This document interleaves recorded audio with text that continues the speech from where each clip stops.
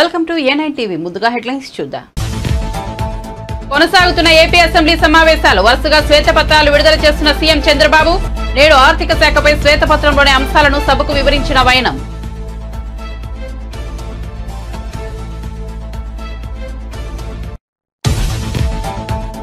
మీ రేవంత్ అన్నగా మీకోసం నేను అండగా ఉన్నాను. నిరసనలు వద్దన్న తెలంగాణ సీఎం. నిరుద్యోగులు, మంత్రులు, అధికారులను కలవాలని సూచన.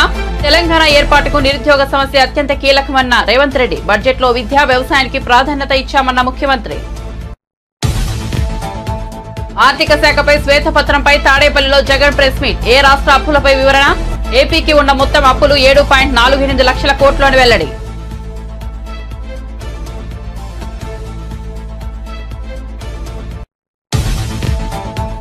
ఇరవై 25వ కార్గిల్ విజయ్ దివస్ ద్రాస్ సెక్టార్లో ఓ కార్యక్రమంలో పాల్గొన్న ప్రధాని మోదీ. నాడు సైనికుల ప్రాణత్యాగాలు తన మదిలో నిలిచిపోయాయని వెల్లడి.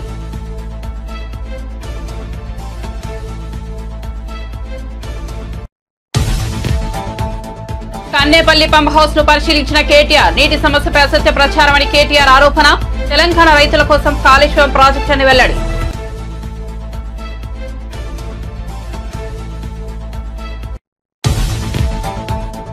రాష్ట్ర బడ్జెట్ పై బీజేపీ ఎంపీ రఘునందన్ కీలక వ్యాఖ్యలు. హరీష్ రావు బడ్జెట్ కి బట్టి బడ్జెట్ కి తేడా ఏముందని ప్రశ్న. తెలంగాణ అభివృద్ధికి నరేంద్ర మోదీ కట్టుబడి ఉన్నారని వెల్లడి.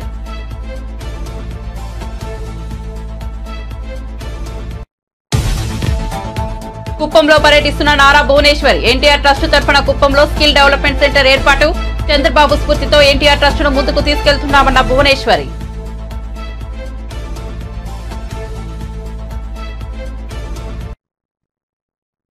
వార్త వివరాల్లోకి వెళ్తే ఏపీ సీఎం చంద్రబాబు అసెంబ్లీలో ఆర్థిక శాఖపై శ్వేతపత్రం విడుదల చేశారు. ఈ సందర్భంగా శ్వేతపత్రంలోని అంశాలను ఆయన సభకు వివరించారు. నాడు విభజన సమయంలో ఏపీకి పన్నుల రూపేణా అందిన ఆదాయం 46% అని వెల్లడించారు. అదే సమయంలో 58% జనాభా ఉంది. అక్కడి నుంచే సమస్యలు ప్రారంభమయ్యాయని, ఆస్తులు హైదరాబాద్ లో ఉండిపోయాయని వివరించారు. విభజన చట్టంలోని షెడ్యూల్ 9, 10లోని అంశాలు ఇప్పటికే పరిష్కారం చేసుకోలేకపోయామని చంద్రబాబు చెప్పారు. వడ్డీ కూడా పెంచారు. ఎప్పుడు కూడా బ్యాంక్స్లన్నీ మీరు గుర్తుపెట్టుకోవాలి. క్రెడిబిలిటీ ఉంటే, రేటింగ్ బాగుంటే వడ్డీ తక్కువ ఉంటుంది. ఎవరైనా అప్పులు అడిగిన వాళ్ళు అట్నే ఉంటారు. తిరిగి ఇస్తారని నమ్మకం ఉంటే వడ్డీ తక్కువ ఇస్తారు. ఎందుకంటే సేఫ్ కాబట్టి. నువ్వు తిరిగి పే చేయలేవు అనే అనుమానం వస్తే వడ్డీ పెంచుకుంటా పోతారు. అదే ఇక్కడ జరిగింది. ఓ దగ్గర 2%, 3%, 4% హై ఇంట్రెస్ట్ రేట్లు వచ్చాయి. ఆ విధంగా మనకు అప్పులు కట్టడం, వడ్డీ కట్టడం చాలా సమస్యగా తయారవుతుంది. ఇంకొక పక్కన డిక్రీజ్ ఇన్ క్యాపిటల్ ఎక్స్పెండిచర్ తగ్గింది. బాగా ఖర్చులు తగ్గాయి. దీనివల్ల ప్రొడక్టివ్ ఎక్స్పెండిచర్ ఇన్వెస్ట్మెంట్లు పెట్టలేకపోయారు. దీంతో ఆదాయం తగ్గిపోయింది. మళ్ళా హైయర్ ట్యాక్సెస్కి వెళ్ళారు, మోర్ బారోయింగ్స్కి వెళ్ళారు. దానివల్ల మళ్ళా ఈ సైక్లింగ్ పెరిగింది కానీ, క్రైసిస్ పెరిగింది కానీ సమస్య పరిష్కారం కాలేదు. దీనివల్ల మళ్ళా ఫండ్స్ డైవర్ట్ చేశారు, ఆస్తులు తాకట్టు పెట్టారు. కడాన సెంట్రల్ స్పాన్సర్డ్ స్కీమ్స్ ఏవైతే ఉన్నాయో, మనం 30% పెడితే గవర్నమెంట్ 70% ఇస్తుంది. మనం 40% పెడితే వాళ్ళు 60% ఇస్తారు. మనం 40% ఇవ్వలేక, 30% ఇవ్వలేక, 10% ఇవ్వలేక వచ్చిన డబ్బులు డైవర్ట్ చేసి కడాన డబ్బులు కూడా వాళ్ళు ఇవ్వకుండా బ్లాక్ లిస్ట్లో పెట్టే పరిస్థితికి వచ్చారు.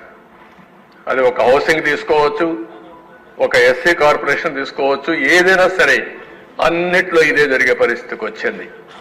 అందుకే అక్కడ ఫిస్కల్ పారామీటర్స్ మీకు కొన్ని పెట్టారు, ఎకనామిక్ ఇండికేటర్స్. ఎలక్ట్రిసిటీ డ్యూటీ మనం ఉన్నప్పుడు 6 పైసలు వేసి, తెలుగుదేశం ఉన్నప్పుడు 6 పైసలు వేసింది. ఇప్పుడు రూపాయి చేశారు. ఆ రూపాయి కూడా ఆ రోజు 6 పైసలు ఎలక్ట్రిసిటీ బోర్డే తీసుకున్నారు. వీళ్ళు వచ్చిన తర్వాత రూపాయి ఎలక్ట్రిసిటీ డ్యూటీ వేసి గవర్నమెంట్ లాగా వేసుకునే పరిస్థితికి వచ్చారు. దానివల్ల ఇంకా క్రైసిస్ పెరిగే పరిస్థితికి వచ్చింది.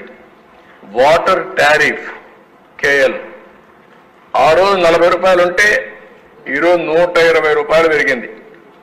ఇంకో పక్క శాండ్ ఫ్రీ ఉంటే 475. ఆర్టీసీ బస్ రేట్లు 0.6 నుంచి 2.6 ఉంటే 0.8, 2.7. ఫిస్కల్ డెఫిషిట్ 35,000 రూపాయలు ఉంటే ఇప్పుడు 60,000 రూపాయలు, 60,000. అదే డెట్ టు జిఎస్టిపి రేషియో 44% ఉంటే 53%. ఇన్ఫ్లేషన్ 4.5 నుంచి 6.2. పర్ క్యాపిటా డెట్ 74,790 ఉంటే ఇప్పుడు 1,44,336. Per capital. నిరుద్యోగులకు ఏదైనా సమస్య వస్తే నిరసనలు ఆందోళనలు చేయాల్సిన అవసరం లేదని సీఎం రేవంత్ రెడ్డి తెలిపారు. ఏ సమస్య వచ్చినా తమకు విజ్ఞప్తి చేయాలని సూచించారు. నిరుద్యోగులకు రేవంత్ అండగా ఉంటానని, మంత్రులు ఎల్లవేళలా అందుబాటులో ఉంటారని చెప్పారు. రంగారెడ్డి జిల్లాలోని వట్టినాగులపల్లిలో నిర్వహించిన అగ్నిమాపక శాఖ పాసింగ్ అవుట్ పరేడ్ లో ఆయన పాల్గొని మాట్లాడారు. గత 10 ఏళ్లు నిరుద్యోగులు ఉద్యోగ ఉపాధి కోసం ఎదురు చూశారన్నారు. కాంగ్రెస్ హయాంలో 90 రోజుల్లోనే 31,000 ఉద్యోగ నియామక పత్రాలు అందించినట్లు తెలిపారు. బడ్జెట్లో విద్య, వ్యవసాయానికి అత్యంత ప్రాధాన్యమిచ్చామన్నారు. తాము అధికారంలోకి వచ్చిన తర్వాత ప్రభుత్వ ఉద్యోగులకు 1వ తేదీనే వేతనాలు ఇస్తున్నట్లు రేవంత్ రెడ్డి చెప్పారు. పరీక్షలకు తయారు చేసి మీ ఎదుగుదలలో, మీ ఉద్యోగ అవకాశాలలో వాళ్ళు కళ్ళల్లో ఒత్తులేసుకొని ఎదురు చూసి ఈ రోజు తమ పిల్లల యొక్క విజయాన్ని కళ్ళారా చూస్తే ఏ తల్లిదండ్రులకైనా తప్పకుండా గుండెల నిండా సంతోషం ఉంటుంది. వాస్తవంగా ఈ తెలంగాణ రాష్ట్ర ఏర్పాటు కానీ, ఈ తెలంగాణ రాష్ట్ర ఏర్పాటు కోసం జరిగిన పోరాటం కానీ నిరుద్యోగ సమస్యనే అత్యంత కీలకమైనది. నిరుద్యోగ సమస్యకు శాశ్వత పరిష్కారం దొరకకపోవడం వల్లనే తెలంగాణలో ఉండే లక్షలాది మంది యువకులు వీధి పోరాటాలు చేసి, ప్రాణ త్యాగాలు చేసి, పాలకుల మీద ఒత్తిడి తీసుకొచ్చి ఈ తెలంగాణ రాష్ట్రాన్ని నిజం చేసి, ఆ తెలంగాణ రాష్ట్రంలో 10 సంవత్సరాలు ఉద్యోగ ఉపాధి అవకాశాల కోసం ఎదురు చూసిండ్రు. కానీ నాటి పాలకులు వాళ్ళ ప్రాధాన్యతలు ఏ ఉద్దేశంతో విద్యార్థులు, నిరుద్యోగ యువకులు ముందు బాగానే నిలబడి తెలంగాణ రాష్ట్రాన్ని సాధించిండ్రో ఆ ప్రభుత్వం యొక్క ప్రధాన లక్ష్యం ఈ అంశం లేకపోవడం దురదృష్టకరం. అందుకే డిసెంబర్ 3 నాడు ప్రజాప్రభుత్వాన్ని తెలంగాణ ప్రజలు ఎన్నుకొని 7 తారీఖు నాడు ప్రమాణ స్వీకారం చేసి 90 రోజులు తిరిగే లోపల 31,000 ఉద్యోగ నియామక పత్రాలు ఎక్కడైతే ఎల్బీ స్టేడియంలో మేము ఉద్యోగ ప్రమాణం చేసినామో అక్కడనే మీకు కూడా ఈ రాష్ట్ర తెలంగాణ యువకులకు 31,000 మందికి ఉద్యోగ ప్రమాణ పత్రాలు అందించడం జరిగింది. ఈ రోజు కఠినమైన శిక్షణను పూర్తి చేసుకొని ఈ సమాజానికి మీ వంతు భాగస్వామ్యము, మీ వంతు సేవల్ని అందించడానికి ఈ రోజు మీరు ముందుకు రావడం గర్వకారణము. ఈ రోజు మీరు తీసుకుంటున్న బాధ్యత ప్రతి నెల 1వ తారీఖు నాడు వచ్చే జీత భత్యాల కోసం కాదు. జీత భత్యాల కోసం ఎవరు ప్రాణత్యాగానికి సిద్ధపడరు. ఈ రోజు అగ్ని ప్రమాదం జరిగిన, వరదలు వచ్చిన, అనుకోని దుర్ఘటనలు జరిగినప్పుడు అందరికంటే ముందు ఉండేదే అగ్నిమాపక సిబ్బంది. అందరినీ ప్రాణాలను కాపాడడానికి పూచిక ఆ బాధ్యత తీసుకునేదే అగ్నిమాపక సిబ్బంది. అంటే ఇది ఒక సామాజిక బాధ్యతగా ఈ సమాజాన్ని కాపాడాలన్న లక్ష్యంతో మీరు ఈ రోజు ఈ ఉద్యోగంలో చేరి మీ బాధ్యతను నెరవేర్తించడానికి ముందుకు వచ్చినందుకు తెలంగాణ రాష్ట్ర ముఖ్యమంత్రిగా మిమ్మల్ని అందరినీ మనస్ఫూర్తిగా అభినందిస్తున్నా. ఈ ప్రభుత్వం మీ ప్రభుత్వం. ఈ ప్రభుత్వం అధికారంలోకి వచ్చింది, నేను ముఖ్యమంత్రిగా ప్రమాణ స్వీకారం చేసింది, లేదా మా మిత్రుడు మంత్రిగా ప్రమాణ స్వీకారం చేసింది ప్రజల యొక్క ఆకాంక్షలు నెరవేర్చడానికి, ప్రజల యొక్క ఆలోచనలు వినడానికి, ప్రజలు చేసే సూచనల్ని అమలు చేయడానికి మాత్రమే మేము ఇక్కడ ఉన్నాం.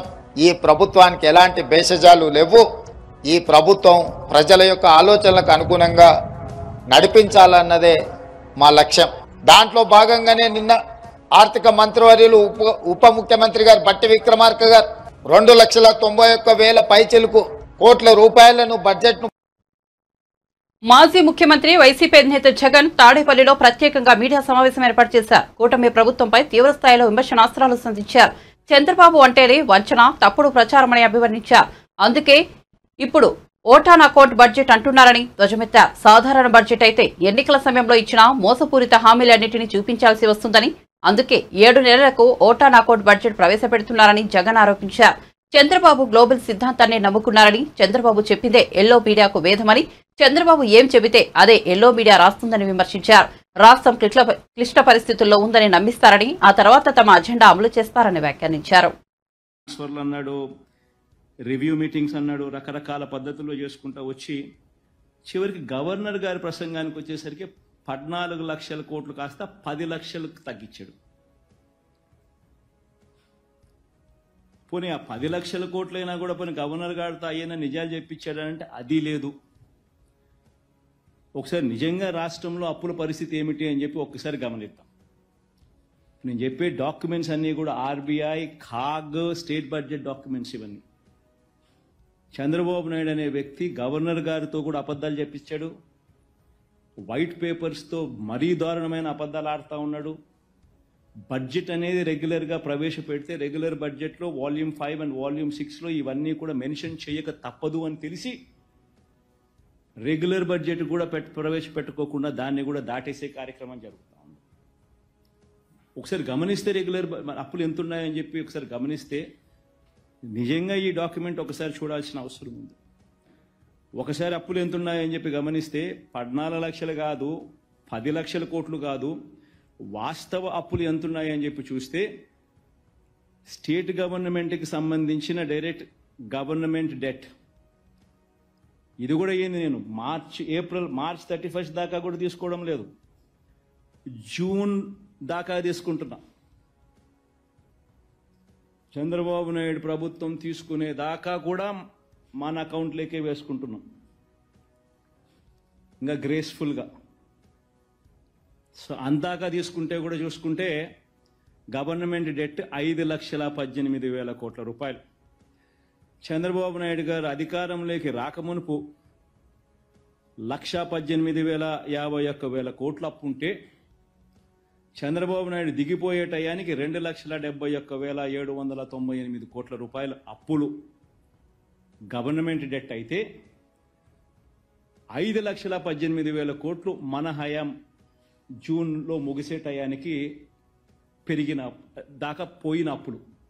అంటే చంద్రబాబు నాయుడు గారు అధికారంలోకి వచ్చేసరికి 1,18,000, ఆయన అధికారంలోకి దిగిపోయేసరికి 2,71,000, మనం అధికారం మొదలుపెట్టేసరికి 2,71,000, మనం అధికారం దిగిపోయేసరికి 5,18,000 కోట్ల రూపాయలు అప్పులు.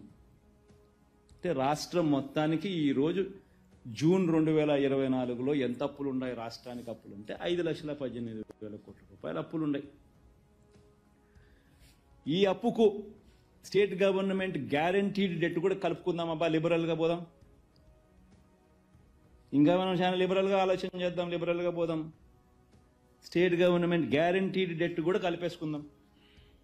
స్టేట్ గవర్నమెంట్ గ్యారంటీడ్ డెట్ కూడా కలుపుకుంటే అంటే ఈ సివిల్ సప్లైస్ కార్పొరేషన్లకు ఇటువంటి వాటికి అన్నిటికీ కూడా గవర్నమెంట్ గ్యారంటీ ద్వారా అప్పులు తెచ్చుకుంటే అటువంటివన్నీ కూడా కలుపుకుంటే చంద్రబాబు నాయుడు గారు అధికారంలోకి రాకమునుపు ఆయన హయాంలో స్టార్ట్ అయ్యేసరికి 5,744 కోట్లుంటే ఆయన హయాం ముగిసే టయానికల్లా అవి కాస్త 50,000 కోట్లకు ఎగబాకుతే మన హయాం స్టార్ట్ అయ్యే టయానికి 50,000 కోట్ల రూపాయలుతో మొదలెడితే మన హయాం ముగిసేసరికి అటువంటి అప్పులు 106,000 కోట్లకు ఎగబాకే.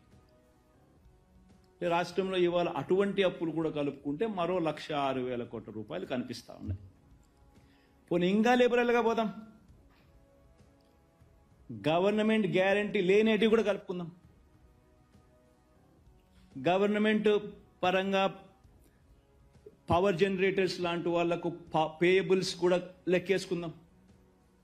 అవి కూడా లెక్కేసుకుంటే debt in the books of power sector corporations Chandrababu Naidu garu అధికారంలోకి రాకమునుపు 26,000 కోట్ల రూపాయలు ఉంటే ఆయన అధికారం ముగిసేసరికి ఆ పబ్లిక్ సెక్టర్ అండర్టేకింగ్స్లో ఆ కార్పొరేషన్స్ పవర్ సెక్టర్ కార్పొరేషన్స్లో తెలంగాణలో కరువు అనే మాట వినపడకూడదని కేసీఆర్ కాళేశ్వరం ప్రాజెక్టును నిర్మించారని బీఆర్ఎస్ కార్యనిర్వాహక అధ్యక్షుడు కేటీఆర్ తెలిపారు. ఆయన పార్టీ నేతలతో కలిసి కన్నేపల్లి పంప్ హౌస్ ను పరిశీలించి మాట్లాడారు. కాళేశ్వరం ప్రాజెక్టు తెలంగాణకు కల్పతరువు అన్నారు. కానీ ప్రస్తుతం పంటల సాగు కోసం నీరు ఇచ్చే పరిస్థితి లేదని తెలిపారు. గతంలో నీటి సమస్య ఉందని రాష్ట్ర ప్రభుత్వం అసత్య ప్రచారం చేస్తోందని, కానీ గతంలో అలాంటి సమస్య లేదని చెప్పారు. మీద నుంచి కిందికి వచ్చే గోదావరి ఏదైతే ఉందో అక్కడ ఇవాళ నీళ్లు లేవు. లోవర్ మానేర్ డ్యామ్ లో కేవలం డెడ్ స్టోరేజ్ 3 టీఎంసీలు అయితే దానికంటే 2 టీఎంసీలు మాత్రమే ఎక్కువ. 26 టీఎంసీలు ఉండే ఎల్ఎండిలో ఇవాళ 5 టీఎంసీలు మాత్రమే ఉన్నాయి. దానిపైన ఉండే మిడ్ మానేర్ లో అది కూడా 28 టీఎంసీల కెపాసిటీ ఉన్న రిజర్వాయర్, అక్కడ కూడా కేవలం 5 టీఎంసీలు ఉన్నాయి. దానిపైన ఉండే శ్రీరామ్ సాగర్ ప్రాజెక్ట్, పోచంపాడు ప్రాజెక్ట్ ఏదైతే అంటారో దాని సామర్థ్యం మొత్తం 90 టీఎంసీలు అయితే ఈ రోజుకి ఈ నిమిషానికి అక్కడ ఇన్ఫ్లో ఉన్నప్పటికీ కేవలం 25 టీఎంసీల కంటే తక్కువనే నీళ్లు అక్కడ ఉన్నాయి. పైనుంచి నీళ్లు వచ్చే పరిస్థితి మాత్రం కనబడతలేదు. కేసీఆర్ గారు ఉన్నన్ని నాళ్లు ఎల్ఎండి కావచ్చు, ఎంఎండి కావచ్చు, ప్రతి రిజర్వాయర్ నిండు కుండలాగా కలకల్లాడుతుండేది. ఇలా ఇట్లా దౌర్భాగ్య పరిస్థితున్నదని చెప్పి రైతులు బాధపడతా ఉన్నారు. మేము డిసెంబర్ నుంచి చెప్తున్నాం, కొత్తది కాదు. 100 కంపోనెంట్లుండే కాళేశ్వరం ప్రాజెక్టులో మీరు ఒక చిన్న సంఘటనను పట్టుకొని మేడిగడ్డలో జరిగితే దాన్ని భూతద్దంలో చూపెట్టి మొత్తం ప్రాజెక్టును బదనాం చేసి రాజకీయంగా మీరు ప్రయోజనం పొందే ప్రయత్నం ఏదైతే చేస్తున్నారో ఎన్నికలు అయిపోయినాయి, ఇక మీరు దాని గురించి ఆరాట పడకండి, మీరు అనవసరంగా రాజకీయ రచ్చ చేయకండి, దయచేసి రైతుల కోసం అందరం కలిసికట్టుగా ఆలోచన చేద్దామని చెప్పి డిసెంబర్ లో కూడా చెప్పినాం. యాసంగి పంట ఎండిపోయే ప్రమాదం ఉన్నది,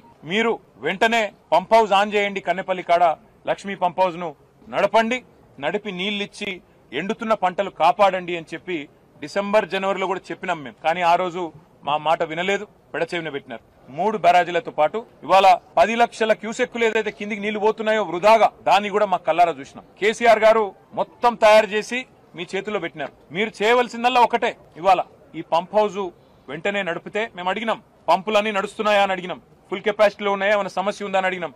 ఏ సమస్య లేదు సార్ అన్నారు. నీళ్లున్నాయి, బటన్ నొత్తితే పంపులు నడుస్తాయి, నీళ్లు ఎంఎండీలో పడతాయి, ఎల్ఎండీలో పడతాయి, మొత్తం సిస్టమ్ అంతా అవసరమైతే ఎస్ఆర్ఎస్పీ కూడా తీసుకుపోవచ్చు నీళ్లు. రాజకీయంగా కేసీఆర్ గారిని బదనాం చేయడం అనే ఒకే ఒక్క ఉద్దేశంతో ఈ పంపులు నడపడం లేదు. నేను ఈ ప్రభుత్వానికి చేసే విజ్ఞప్తుల్లో ఒకటే, రైతులందరూ ఎదురు చూస్తా ఉన్నారు, ఈ ప్రభుత్వం యొక్క చిత్తశుద్ధిని వారు ఇవాళ అనుమానిస్తా ఉన్నారు. 6 నెలలు రాజకీయం చేద్దాం, 4.5 సంవత్సరాలు ప్రజల కోసం కలిసికట్టుగా కొట్లాడదాం. నిర్మాణాత్మక ప్రతిపక్షంగా ఇవాళ మేము ఇక్కడికి వచ్చి ఒక మాట చెప్తా ఉన్నాం, కొండపోచమ్మ, మల్లన్న సాగరు, రంగనాయక సాగరు, అన్నపూర్ణ, వాటికి వేరే తరహాలో నీళ్లొచ్చే పరిస్థితి లేదు, ఇక్కడ నుంచి పంపు చేయడమే మార్గం. దాదాపు 75-80 టీఎంసీల నీళ్లు ఈ 4 రిజర్వాయర్లను నింపుకోవచ్చు. మరి వాటిని ఇవాళ ఎండబెట్టి ఎవరి మీద మీరు కక్ష సాధిస్తున్నట్టు దయచేసి ప్రభుత్వం ఆలోచించాలని మేము కోరుతా ఉన్నాం. ప్రభుత్వం వెంటనే నిర్ణయం తీసుకోవాలి, ఇక్కడ పంప్ హౌస్ వెంటనే ప్రారంభించాలి. ఏది లక్ష్మీ పంప్ హౌస్ ఏదైతే కన్నెపల్లి దగ్గర ఉన్నదో వెంటనే మీరు బటన్ ఒత్తడానికి మొత్తం రంగమంతా సిద్ధం చేస్తుంది. మీరు చేస్తారా పంప్ హౌస్, చాలు చేస్తారా, చెయ్యరా తేల్చి చెప్పండి. మీకు అసెంబ్లీ సమావేశాలు ముగిసేదాకా ఈ ప్రభుత్వానికి మేము గడువు ఇస్తున్నాం. ఆగస్టు 2కు అసెంబ్లీ సమావేశాలు ముగుస్తా ఉన్నాయి. అప్పటిదాకా ఈ ప్రభుత్వానికి, ఎందుకంటే మేము కూడా అందరం హౌస్ లో నిలదీస్తాం, రైతుల పక్షాన ప్రభుత్వాన్ని అడుగుతాం, ఎందుకు చాలు చేస్తలేరు మీరు, అవసరమైతే ప్రత్యేక చర్చ పెట్టండి. మీరు గనక ఆగస్టు 2 లోపల నిర్ణయం తీసుకుని పంపు లాంచ్ చేయకపోతే, నీళ్లు ఎత్తిపోయడం ప్రారంభించకపోతే 50,000 మంది రైతులతో మేము మా కేసీఆర్ గారి నాయకత్వంలో, మా పార్టీ నాయకత్వంలో మేమే వస్తాం, పంపులు మేమే ఆన్ చేస్తాం, రైతులకు ఎట్లా నీళ్లు ఇయ్యాలో చూపెడతామని చెప్పి కూడా మా పార్టీ తరఫున చెప్తా ఉన్నాం. అధికార కాంగ్రెస్, ప్రతిపక్ష బీఆర్ఎస్ పార్టీలపై బీజేపీ మెదక్ ఎంపీ రఘునందన్ రావు ఘాటు వ్యాఖ్యలు చేశారు. కేంద్రం బడ్జెట్పై అసత్య ప్రచారాలు చేస్తున్నారని ఫైర్ అయ్యారు. కేంద్రం అన్ని రాష్ట్రాలను సమదృష్టితో చూస్తోందన్నారు. తెలంగాణ ఏ పార్టీ అధికారంలో ఉన్నా ఆలోచన విధానం ఒకటే అన్నారు. జెండాలు మారాయి తప్ప విధానాలు మారలేదన్నారు. మార్పు ఏదైనా ఉందంటే అది బీఆర్ఎస్ ఎమ్మెల్యే దానం నాగేందర్ కాంగ్రెస్ లో చేరడమే అన్నారు. మహిళలకు 2,500, వరికి 500 రూపాయలు బోనస్ ఇస్తున్నారని, రాష్ట్ర బడ్జెట్లో ఆ 2 హామీలకు కేటాయింపులు ఏవి అని ప్రశ్నించారు. సీఎం రేవంత్ రెడ్డి 35,500 కోట్ల రుణం తెచ్చారని, కొడంగల్కు 5,000 కోట్లు ఇచ్చుకున్న రేవంత్ కు కేంద్ర ప్రభుత్వాన్ని ప్రశ్నించే హక్కు లేదని ఆగ్రహం వ్యక్తం చేశారు. What is the state share in central taxes తెలియదు. గసంటోళ్ళని మాట్లాడమంటే గాడిద గుడ్డుల కంటే ఇంకెక్కువ ఏం మాట్లాడతారన్న. గాడిద గుడ్డు పెట్టదనేటువంటి అవగతం లేనటువంటి వాళ్ళు ముఖ్యమంత్రులు కావడం అనేది తెలంగాణ రాష్ట్రానికి దురదృష్టం అనుకోవాలి. ఒక ఆయన అమెరికాలో బాత్రూమ్లు కడిగేటాయన, ఇంకొక ఆయన గుంపు మేస్త్రి గోడలకు పెయింట్ వేస్తాయన. ఇసొంటోళ్ళు తెలంగాణను పాలిస్తే ఇంతకంటే మంచి మాటలు ఏమొస్తాయన్న? ఇంతకంటే మంచి మాటలు ఎక్స్పెక్ట్ చేయడం అనేది తెలంగాణ సమాజానికి దురదృష్టకరం. I'm straightly asking only under 2 heads. మీరు Telangana budget at glance page number బట్టి గారు వినండి. మీరు ఇచ్చినటువంటి తెలంగాణ బడ్జెట్ ఎట్ గ్లాన్స్ అని రాసిన దాంట్లో మీరు రాసిన అక్షరాలే చదువుతా ఉన్నా. State share in central taxes 26,216 కోట్లు. ఇది గాడిద గుడ్డ అవుతుందా? బట్టి and mister Revanth should answer it. ఇంకొక హెడ్డింగ్ గ్రాంట్ ఇన్ ఎయిడ్ అని చెప్పిర్రు. 21,636 కోట్లు వచ్చింది గ్రాంట్ ఇన్ ఎయిడ్ కింద అని చెప్పిర్రు. ఆంధ్రప్రదేశ్కి ఇచ్చిందంతా 15,000 కోట్ల లేదా మీరు చెప్తా ఉంది. మళ్ళీ ఇది గాడిద గుడ్డ అవుతుందా? ఒకసారి చెప్పాలి. ఆలోచన లేని మాటలు, అర్థరహితమైనటువంటి మాటలు. కేసీఆర్ ముఖ్యమంత్రిగా, బట్టి ప్రతిపక్ష నాయకుడిగా ప్రతిరోజు అసెంబ్లీలో బీజేపీని ఎట్లా తిట్టిరో, ఇయ్యాల కుర్చీలు మార్చుకొని బట్టి అటు కూర్చొని కేసీఆర్ ఇటు కూర్చొని కూడా కేంద్రం ఏమి ఇస్తలేదు, గాడిద గుడ్డి ఇచ్చింది. ఆయన ఏదో అన్నాడు. ఇంకా రేవంత్ రెడ్డి నిన్న నిధులు వచ్చుడో ఇద్దరు చచ్చుడో, జల్దీ రాండ్రి అన్న. నువ్వు కేటీఆర్ వస్తాడా, నువ్వు హరీష్ వస్తావా, నువ్వు కేసీఆర్ వస్తారా, ఇద్దరు రాండ్రి. ఒకవేళ మేము నిధులు ఇచ్చింది నిజమైతే జంతర్ మంతర్ దగ్గరికి వచ్చి ముక్కు నాలుకకి రాసిపోండి. లేదా మేము నిధులు ఇవ్వలేదు అయితే జంతర్ మంతర్ దగ్గరికి వచ్చి ధర్నా చేయండి. మీ దగ్గర ఇందిరా పార్క్ దగ్గర లేక పోలీసు వాళ్ళని పెట్టి ఎత్తుకపోము. మొత్తం రక్షణ ఇస్తాం, వెనకాల బాత్రూములు ఇస్తాం, పొద్దుగాల ఇడ్లీలు ఇస్తాం, మధ్యాహ్నం గ్లూకోజులు ఇస్తాం. అవి తినుకుంటా మీకు చేతనైన రోజులు జంతర్ మంతర్ దగ్గర ధర్నా చేయండి. ఎందుకంటే నువ్వు అన్నావు కదా కేసీఆర్ వస్తే నేను వస్తా అని. కేసీఆర్ వెనకడికి జంతర్ మంతర్ దగ్గర ధర్నా ఎట్లా చేసిండో రేవంత్ రెడ్డి గారు, మీరు కూడా అట్లే చేసేందుకు రండి. నిధులు వచ్చుడో ఇద్దరం సచ్చుడో అన్న ఎవరో రాసిస్తే చదువుడు కాదే. బడ్జెట్ అట్ గ్లాన్స్ మీ బట్టి ఇచ్చిండు, పేజ్ నెంబర్ 4 తెలంగాణ రాష్ట్ర శాసనసభలో ఇచ్చిండు. జరగి చదువుకో కేంద్రంకి వెళ్ళి ఎన్ని వచ్చినాయో. 7వ నెంబర్ కూడా పెట్టిండు. Loans from government of India 3,900 కోట్లు లోన్ తీసుకుంటున్నామని పెట్టిరు మీ బడ్జెట్ లోపల. ఇది మీరు రాసినటువంటి బడ్జెట్ అన్న. మీకు ఇక రానే రాదు, యూనియన్ బడ్జెట్ చదువుకునుడే రాదు. భారత ప్రభుత్వం యూనియన్ బడ్జెట్ శ్రీమతి నిర్మలా సీతారామన్ ఫైనాన్స్ మినిస్టర్గా యూనియన్ బడ్జెట్కి సంబంధించి కొన్ని గణాంకాలని వెబ్సైట్ లోపల పెట్టింది. యూనియన్ బడ్జెట్ 24-25 అనాలిసిస్ అని పెట్టింది. దీంట్లో పేజీ నెంబర్ 6. అయ్యా భట్టి గారు ఒకసారి మంచిగా చూడండి. Union budget 2024-25 analysis page number 6 table number 7. 7వ నెంబర్ టేబుల్లో భారత ప్రభుత్వం ఒక్కొక్క పద్దు కింద ఎన్ని పైసలు ఇచ్చింది అని ఇందులో రాసిరు కేటగారికల్గా. ఇది మొత్తం ఎంత ఇచ్చిరు అంటే 5,15,865 కోట్లు ఇచ్చినాం. దీంట్లో 3 కోట్ల ఇండ్లని ప్రధానమంత్రి ఆవాస్ యోజన కింద ఇండ్లని ఇస్తున్నాం. మీరు ప్రధానమంత్రి ఆవాస్ యోజన కింద ఇచ్చిన ఇండ్లని తీసుకుపోయి ఇందిరమ్మ ఇండ్లని పేరు మార్చి కడుతుండ్రా కడతలేరా? మేము ఇస్తున్నటువంటి పైసల్ని ఇందిరమ్మ ఇండ్లకు యాడ్ చేస్తున్నారా లేదా? Revanth Reddy should answer it. ప్రధానమంత్రి సడక్ యోజన కింద భారతదేశం మొత్తం 25,000 గ్రామ పంచాయతీలకి కొత్తగా ప్రధానమంత్రి సడక్ యోజన కింద మేము లోన్లు ఇస్తాం. ప్రభుత్వం రోడ్లు వేయబోతా ఉంది. దాంట్లో తెలంగాణ వాటా ఉందా లేదా? 25వ కార్గిల్ విజయ్ దివస్ సందర్భంగా ప్రధాని నరేంద్ర మోదీ లడఖ్లోని ద్రాస్ సెక్టార్లో నిర్వహించిన ఒక కార్యక్రమంలో పాల్గొన్నారు. కార్గిల్ అమరవీరులకు ఘనంగా నివాళులర్పించారు. ఈ సందర్భంగా ఆయన ప్రసంగిస్తూ నాడు కార్గిల్ యుద్ధ సమయంలో ఓ సామాన్యుడిలా సైనికుల మధ్య ఉన్నాడని వెల్లడించారు. దేశం కోసం సైనికులు చేసిన सर्दियां भी गुजरती है, मौसम भी बदलते हैं, लेकिन राष्ट्र की रक्षा के लिए अपनी जान की बाजी लगाने वालों के नाम अमिट रहते हैं. ये देश हमारी सेना के पराक्रमी महानायकों का सदा सर्वदा ऋणी है. ये देश उनके प्रति कृतज्ञ है. साथियों, मेरा सौभाग्य है कि कारगिल युद्ध के समय मैं सामान्य देशवासी के रूप में अपने सैनिकों के बीच था. आज जब मैं फिर करगिल की धरती पर हूं तो स्वाभाविक है वो स्मृतियां मेरे मन में ताजा हो गई है. मुझे याद है किस तरह हमारी सेनाओं ने इतनी ऊंचाई पर इतने कठिन युद्ध ऑपरेशन को अंजाम दिया था. मैं देश को विजय दिलाने वाले ऐसे सभी शूरवीरों को आदरपूर्वक प्रणाम करता हूं. मैं उन शहीदों को नमन करता हूं जिन्होंने कारगिल में मातृभूमि की रक्षा के लिए अपना सर्वोच्च बलिदान दिया. साथियों, कारगिल में हमने केवल युद्ध नहीं जीता था, हमने सत्य, संयम और सामर्थ्य का ఏపీ ముఖ్యమంత్రి చంద్రబాబు అర్ధాంగి నారా భువనేశ్వరి కుప్పం నియోజకవర్గంలో పర్యటిస్తున్నారు. కుప్పంలో స్కిల్ డెవలప్మెంట్ సెంటర్ ను ప్రారంభించారు. కుప్పం నియోజకవర్గంలోని మహిళల కోసం ఎన్టీఆర్ ట్రస్ట్ తరపున ఈ స్కిల్ డెవలప్మెంట్ సెంటర్ ను ఏర్పాటు చేశారు. ఈ స్కిల్ డెవలప్మెంట్ సెంటర్ ప్రారంభోత్సవంలో ఎన్టీఆర్ ట్రస్ట్ సిబ్బంది కూడా పాల్గొన్నారు. పక్కనాళ్ళు గౌరవించాలనేదే మన ఆలోచన ఉండాలి. అట్లా ఆలోచిస్తాం మనం ముందుకెళ్తే తప్పకుండా దేవుడు అనేవాడు దారి అతనే చూపిస్తాడు. ఇతరులు వచ్చి మనకి చూపించక్కర్లేదు. మనకి ఆ కాన్ఫిడెన్స్, ఎస్ మనం చెయ్యగలం, చేస్తాను అని దాని మీద ఫోకస్ పెడితే తప్పకుండా మనం స్త్రీలు, మనం ఏమైనా చేయగలం. అందుకే ఈ స్కిల్ డెవలప్మెంట్ ద్వారా మహిళలకి ఇతర ప్రోగ్రాంలు ఆలోచిస్తున్నాము. ఎందుకంటే ఇది స్టార్ట్ చేసి 3 నెలలే అయ్యింది. ఇంకా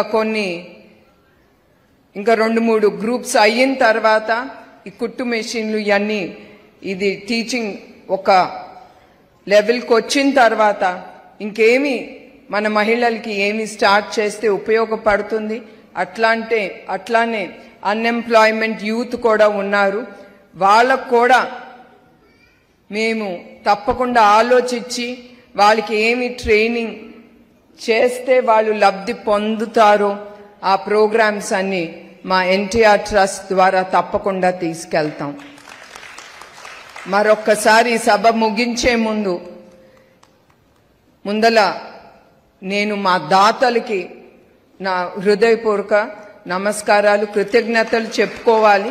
ఎందుకంటే ఈ ట్రస్ట్ ఆ దాతలు ద్వారా చాలా మటుకు మేము ముందుకు తీసుకెళ్ళగలుగుతున్నాం. వాళ్ళు లేకపోతే ఇంత పని కూడా మేము చేయలేము. అట్లానే మా టీం మెంబర్స్, నేను ఎప్పుడు అంటాను, లీడర్ అనేవాడు ఉంటాడు. ఆయనకి 100 ఆలోచనలు ఆ లీడర్కి ఉండొచ్చు. కానీ దాని ముందు తీసుకెళ్ళటానికి ఒక టీం అనేది చాలా అవసరం. అందుకే మా ఎన్టీఆర్ ట్రస్ట్ టీం వాళ్ళకి నా ప్రత్యేక హృదయపూర్వక నమస్కారాలు. వాళ్ళు లేకపోతే మేము ఆలోచించింది ముందుకెళ్లేది కాదు. అట్లానే అవసరమైనప్పుడు స్మితా సబర్వాల్ ఐఏఎస్ అధికారి దివ్యాంగులైన చేసిన వ్యాఖ్యలను తీవ్రంగా ఖండిస్తున్నట్లు టీజేఎస్ చీఫ్ కోదండరాం అన్నారు. ఈ మేరకు ఆయన తాజాగా ఓ వీడియో విడుదల చేశారు. దివ్యాంగులు కొన్ని పోస్టులకు పనికిరారు అనేది రాజ్యాంగ స్ఫూర్తికి విరుద్ధమన్నారు. ఇలాంటి వ్యాఖ్యలను నాగరిక సమాజం ఖండించాలని, ప్రభుత్వం కూడా చర్యలు తీసుకోవాలని, భవిష్యత్తులో ఇటువంటి వ్యాఖ్యలు రాకుండా జాగ్రత్త పడాలని సూచనలు చేశారు. మరోవైపు వారి వ్యాఖ్యలను ఉపసంహరించుకోపోగా దాన్ని సమర్థించుకునే ప్రయత్నం చేయడం చాలా శోచనీయమైన విషయమన్నారు. 2016లో వికలాంగుల హక్కుల చట్టం 1 తయారైందన్నారు. ఆ హక్కుల చట్టం ప్రకారం వైకల్యం కలిగిన ప్రతి ఒక్కరికి కూడా అందరితో పాటు సమానంగా ఎదగడానికి అవకాశాలు కల్పించాలని వారన్నారు. ఆత్మగౌరవంతో జీవించే పరిస్థితులు ప్రభుత్వం కల్పించాలన్నారు. వైకల్యం పేరుతో వారి హక్కులను హరించడానికి వీలు లేదన్నారు. స్మితా సబర్వాల్ ఐఏఎస్ అధికారి గారు వారు వికలాంగుల మీద చేసినటువంటి వ్యాఖ్యలను తీవ్రంగా ఖండిస్తున్నారు. వికలాంగులు పనికిరారు కొన్ని పోస్టులకని మాట్లాడేటువంటి పద్ధతి రాజ్యాంగ స్ఫూర్తికి విరుద్ధం.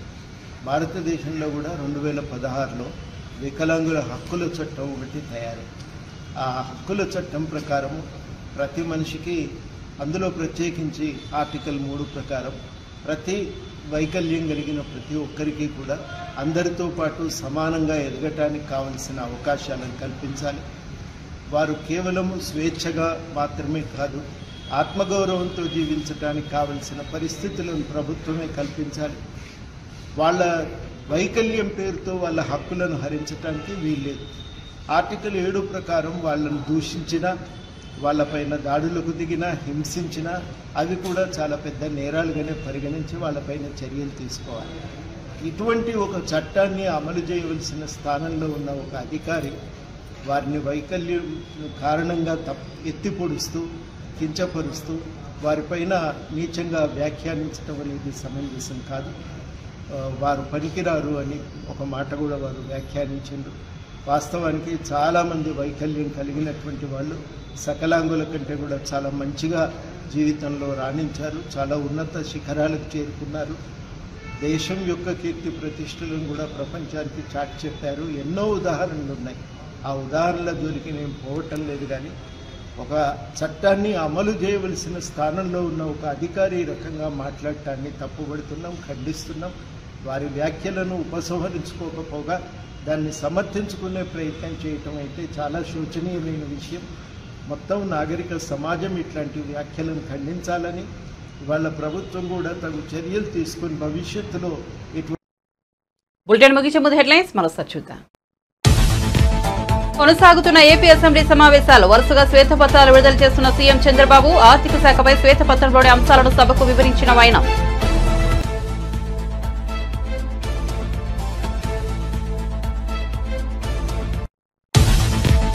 మీ రేవంత్ అన్నగా మీకోసం నేను అండగా ఉన్నాను. నిరసనలు వద్దున్న తెలంగాణ సీఎం నిరుద్యోగులు మంత్రులు అధికారులను కలవాలని సూచన. తెలంగాణ ఏర్పాటుకు నిరుద్యోగ సమస్య అత్యంత కీలకమన్న రేవంత్ రెడ్డి. బడ్జెట్లో విద్య వ్యవసాయానికి ప్రాధాన్యత ఇచ్చామన్న ముఖ్యమంత్రి. ఆర్థిక శాఖపై శ్వేతపత్రంపై తాడేపల్లిలో జగన్ ప్రెస్ మీట్. ఏ రాష్ట్ర అప్పులపై వివరణ. ఏపీకి ఉన్న మొత్తం అప్పులు 7.48 లక్షల కోట్లను వెల్లడి.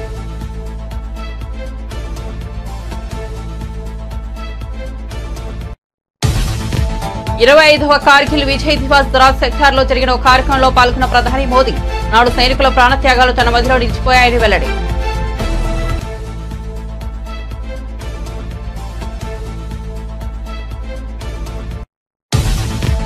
కన్నేపల్లి పంప్ హౌస్ ను పరిశీలించిన కేటీఆర్. నీటి సమస్యపై అసత్య ప్రచారమని కేటీఆర్ ఆరోపణ. తెలంగాణ రైతుల కోసం కాళేశ్వరం ప్రాజెక్టును వెల్లడి.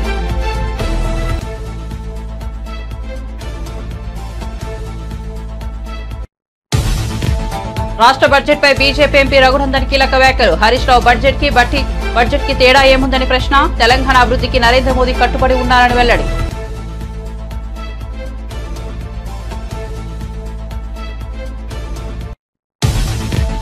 కుప్పంలో పర్యటిస్తున్న నారా భువనేశ్వరి. ఎన్టీఆర్ ట్రస్ట్ తరపున కుప్పంలో స్కిల్ డెవలప్మెంట్ సెంటర్ ఏర్పాటు. చంద్రబాబు స్ఫూర్తితో ఎన్టీఆర్ ట్రస్ట్ ను ముందుకు తీసుకెళ్తున్నామన్న భువనేశ్వరి.